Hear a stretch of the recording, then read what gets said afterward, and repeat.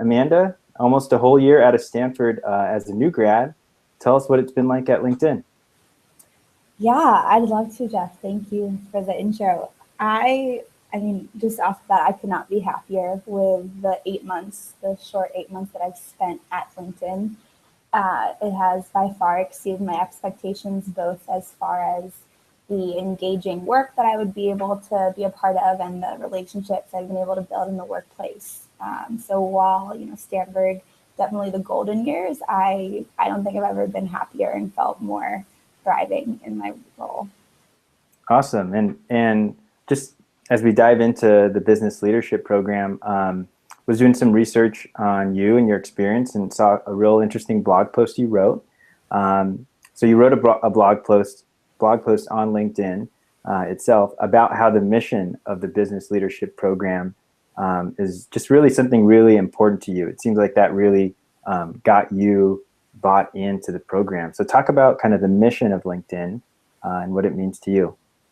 Yeah, I would love to touch on that. And I think just to zoom out a little bit too, for those listening who aren't aware, LinkedIn, we're constantly trying to expand the scope of the value that we provide to our members. And one of the new ways that we've recently been doing so is really building out LinkedIn.com to be a place where students or professionals can go, not just to connect with other people, but to really gain valuable knowledge. And so a big part of that is encouraging our members to share what they know on LinkedIn, which is why we've extended the publisher platform to every single one of our 33 million plus members. So I kind of just try to live what we sell there in a sense, and I really enjoy forcing myself through the process of trying to think through what I have that's valuable to share with other people. So that's just a little bit about the blog initiative in general. But as for LinkedIn's mission and vision, so our mission as a company is to connect the world's professionals to make them more productive and successful, which is awesome. And our mission is what Jeff Weiner, our CEO, describes as the overarching goal that guides our day-to-day activities. But what really hooked me, because I'm a big picture thinker, and what really hooked me when I first encountered this opportunity at the company was our vision, which is kind of the long-term, more lofty ideal, if you will, that we're constantly working towards kind of in the back, not necessarily day-to-day operations, but what we're hoping to achieve long-term. And that's our vision to create economic opportunity for every single member of the global workforce. So not just allowing the ones who are on LinkedIn to be more productive and successful, but literally finding a way to boost the world's economy by creating more opportunity. And to me, that just struck me as an incredibly valuable idea to rally behind. And I think during my time at Stanford, I was constantly taking different classes and talking to professors and trying to figure out where I'd be able to find meaning and where I'd be able to apply myself to work towards a meaningful goal. And I mean, this was a home run the way I saw it when I was a senior. And so talk about this home run and how you actually got into the ballpark to even be a part of the team, right? So how did you get noticed by LinkedIn and its business leadership program? How did you get on their radar? Yeah, that's a great question. And I think I'm kind of a unique person to answer it because I was never interested in business. If anything, my entire life I had a strong disinterest in business and always thought I would follow the academia route or pursue a career in law or something along those lines. And I think that's because I kind of had a narrow and not so positive perception of the business world and what kind of dynamics are at play there and how much meaningful impact a person can really make. But I was lucky enough that my personal network really came through for me in the end. And so to be perfectly honest, it was a friendship I had. It was a friend from Stanford who had gone into the program herself, and she came to campus at the job fair, and I wasn't really even remotely interested in the position because I thought, oh, business leadership program. Now I'm interested in healthcare or a legal profession or something like that. And she was just straight up like, hey, this program is incredible. You need to apply to it. You would love it. And it was because she was someone who I admired and respected that I even took the time to go do my own research. And then once I did that, the more I learned, the more I loved about it. But that's really what got my foot in the door. And that's honestly why I'm so passionate about LinkedIn as a platform, because I really do believe in the value of your personal professional network. And I've just continued to see as the months go on how the relationships that I build are able to get me to where I want to be. And I think when I was younger, I perceived that in a cynical way, in the sense that I wanted to think that I was operating in a meritocracy and I was making my own way and I was proving myself based on my own merits, for lack of a better word. But I've come to develop kind of a more nuanced understanding where the two can work together. And you shouldn't expect to operate or be successful in a vacuum, because you need other people to be successful and you need other people to reach goals. And I've learned to really embrace that rather than try to avoid it. So that's how I found out about the job. Happy to talk more about why I think I was a good fit, if that's what you were asking. Well, along those lines, where your fit is kind of evaluated is the interview and the interview process. So what was the interview process like, and what specific advice would you have for students as they prepare? Yeah, that's an incredible question. And I think, so I actually helped a number of my friends who were applying to this program the past year. And the way I broke it down for them was basically you want to understand where you would fit into LinkedIn. And to do that, you have to do a really deep dive on the company. And this goes for any job you're applying for. And I would hope this goes without saying for Stanford students, but you'd be surprised. You really need to do your homework. You need to understand what the company's goals are, what the leadership vision is, what the culture is like, so that you can speak to those points, and then kind of like fitting a puzzle together, give concrete examples of ways that you succeeded in the past match up with those kind of cultural values. So to give a really easy example of that, one of LinkedIn's cultural values is humor. And not to think that I'm a funny person, but I think I'm kind of funny. And so it was easy for me to talk to that in the interview. And it was also just a really great way to establish a personal connection with the people who are at the company. And I think that was one of the most valuable pieces that I had together for preparing for the interview.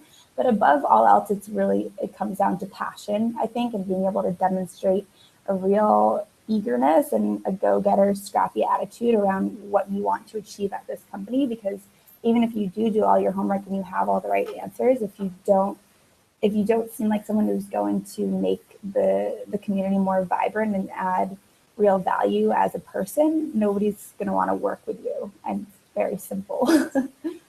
Got it. And so fast forwarding from doing well in the interview to now kind of being at LinkedIn, talk to us a little bit about kind of how long is the rotation program, and what's your experience been like in the rotations you've kind of been in already? Yeah, absolutely. So as for the first piece about the length of the program, this is a relatively new program. So it started in 2013, and I was the second year that the program was running, and we've really been growing exponentially every year. And so as a result of our leadership team having to make adjustments as they scale the program, it's been shifting a lot. So for me, this program will be anywhere from 14 to 12 months. I've been through 2 rotations so far, and it'll be similar for people in the future, but the only difference is that the tracks are going to be more defined. So for example, the class that I'm in, we can kind of make our own track, and as we go, decide whether we want to go into sales or marketing or operations. But as they scale the program, they're looking to set people in those individual tracks early on so that you can start working towards your next play earlier and then hit the ground running and be even more impactful when you get there. But regardless of those kind of minor tweaks, I think what's really important to note about this program is that it has an inherent synergy built into its structure that is frankly beautiful and works so well, because you take these new grads and you bring them to a really exciting company that cares about making the world a better place, but also doing so in a very data-driven and impactful way. And you turn around and you say, okay, now you hire new people. So the first rotation is recruiting. And it's a really great way to leverage that energy and leverage that passion, and also put trust in the associates who are coming in and give them a way to get very intimately acquainted with our culture. And then from there, going into a rotation in enterprise services, where we're working with our technical product team and our sales reps to help our clients use the tools we sell them. We gain a very in-depth and thorough knowledge based on the products that ends up serving you as a salesperson, because you just have a wider breadth of understanding and you're able to eliminate inefficiencies that contribute overall to a better bottom line for LinkedIn. And Amanda, I was trying to catch on to the actual paths now after the rotations are done. Maybe I missed it, but what are the actual kind of paths? Is there 1, 2, 3? What does it look like after? Yeah, totally. So there are actually 2 different business leadership programs. So there is the strategy and analytics BLP, which is not the one I'm in, and then there's the sales, marketing, and operations, otherwise known as SMO BLP. And so within the SMO BLP, there are 3 different tracks, and those are sales, marketing, and operations. Sales being obviously selling one of our 3 SaaS-based services, marketing being involved in our ever-expanding marketing side of the business. So that can include anything from a campaign manager, so helping clients figure out how to best advertise themselves on LinkedIn, and then operations referring to any number of slightly more analytical roles, from business operations to sales operations. And so the way it's going to work is the associates will come in and they'll have the same first 2 rotations, and then after that point they'll kind of diverge and all pursue their separate paths. But the really great thing about this program is that our leadership is always willing to entertain a conversation if you find out that your skills are better suited elsewhere, if you form a relationship that opens up a new door for you. Nothing is truly set in stone, of course, within reason. But I think that is honestly one of the best parts about this program that lends itself so well to recent grads, because the reality is you don't exactly know where you fit yet, but that's okay. So one of the rotations you talked about was the recruiting rotation. So being a fairly recent grad, I'm just really interested to hear, now that you've been a recruiter, using that lens, what might have you have done differently when you were applying to jobs when you were a student at Stanford, now that you actually know what recruiters really want to see? Yeah, absolutely. So I think there are some things that I did that were well aligned that shouldn't go without mentioning, and that's focusing on the people who are involved in any opportunity. I think something that college students tend to do is just narrow the scope of their focus to the role and the tiny little job description on whatever site they may have been able to find. But having had exposure to the back end of all of that and understanding that a job posting that you find somewhere on the internet, maybe the recruiter hasn't actually updated that in God knows however many weeks, and maybe things are constantly in flux, and you're always better off trying to get to a person and trying to get your name in front of someone rather than spending hours slaving over an application that you turn in and maybe doesn't even get in front of anyone. So this just kind of goes back to my point about leveraging your network. And so something I did was I went on LinkedIn, or I used the Stanford Alumni Network to find people who majored in the same major in human biology and were working at companies I was interested in.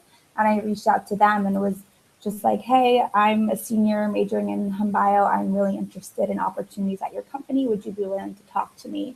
And so from there, when I go to apply for the job, I can say, I've actually already gone out of my way to get to know this employee at your company, and I've learned X, Y, and Z, and I think I would fit for these reasons, which is just so much more impressive to a recruiter because they're all about the human element of it. And your skills are going to show through, or they aren't. And if you're at Stanford, chances are they will.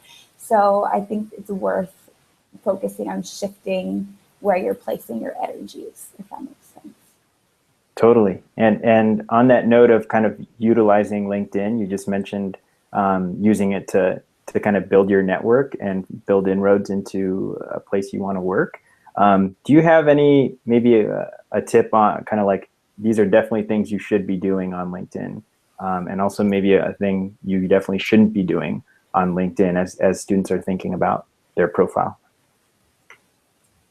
Yeah, I could probably talk about that for much longer than the time that we have, but thinking about our audience here and what I see when I look at most Stanford students' profiles is that they're just not paying that much attention to their LinkedIn profile.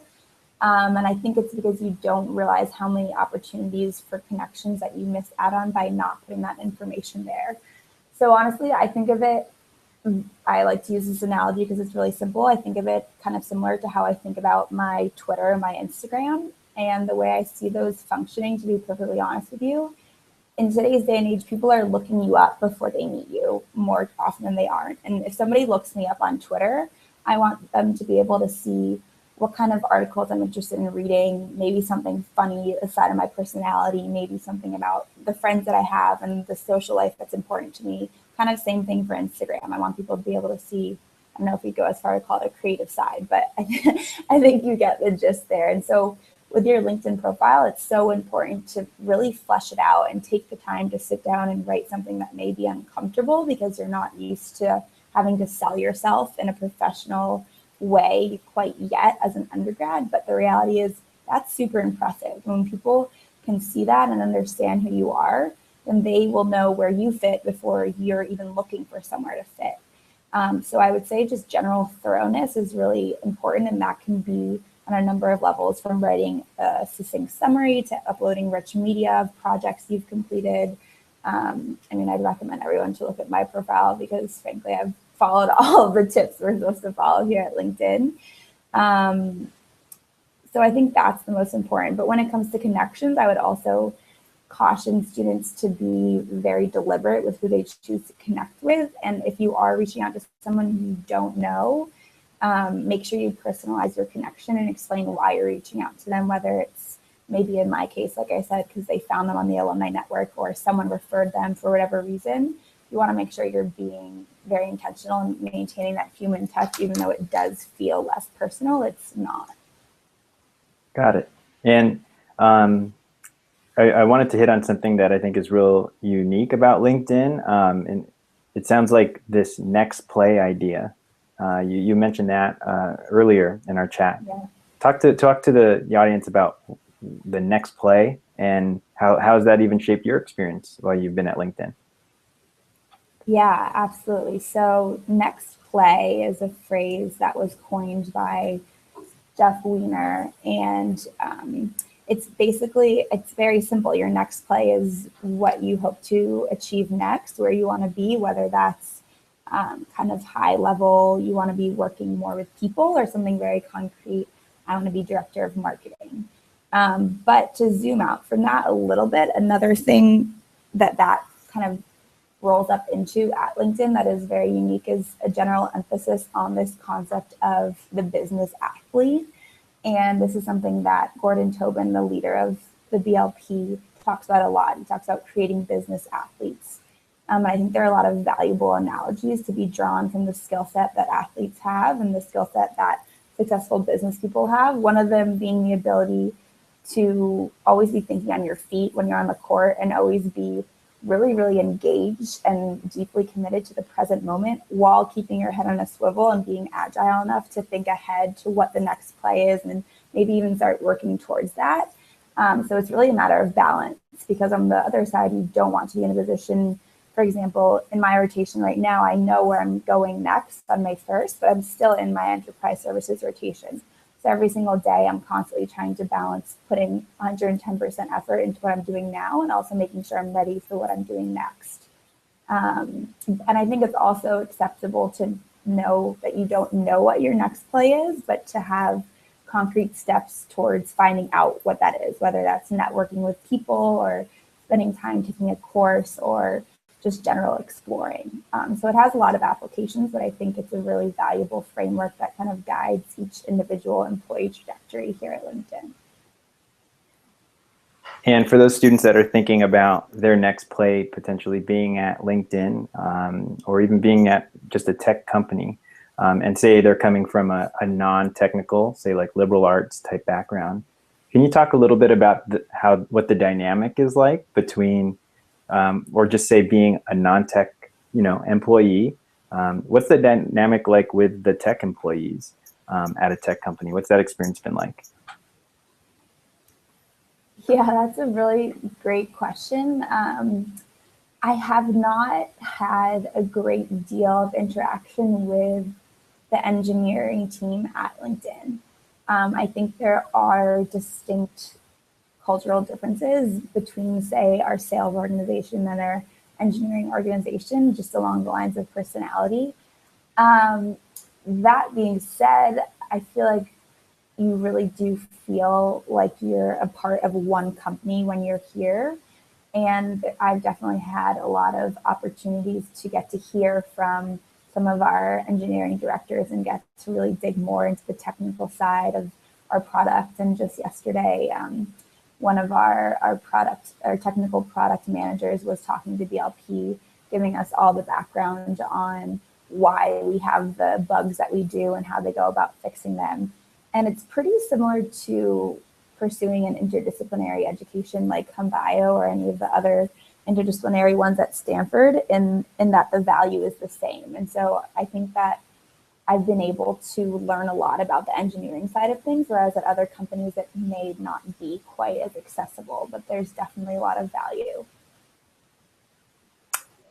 So Amanda, this has been super, super informative, and I think the students are getting a lot out of this. And so as we kind of close down our chat, one of the questions I definitely want to get to you is for students. You talked about the golden years at Stanford, so remembering those years. For students looking to learn from your experience, what's something you did at Stanford that is paying dividends for you now in your life as a new grad? Yeah, that's a great question. There's so many answers that come to mind. I think the number one thing that I did at Stanford was I really struck a balance between saying yes to opportunities and pursuing things that were interesting while also having a clear lens on what was going to affect my bottom line, so to speak, and what necessarily wasn't worth the time. So for example, I felt like I was able to pursue a number of academic interests, extracurricular interests, and also still form really deep, meaningful friendships that continue to make my life better today. And I think that that translates over to having a more successful and happy and productive professional life.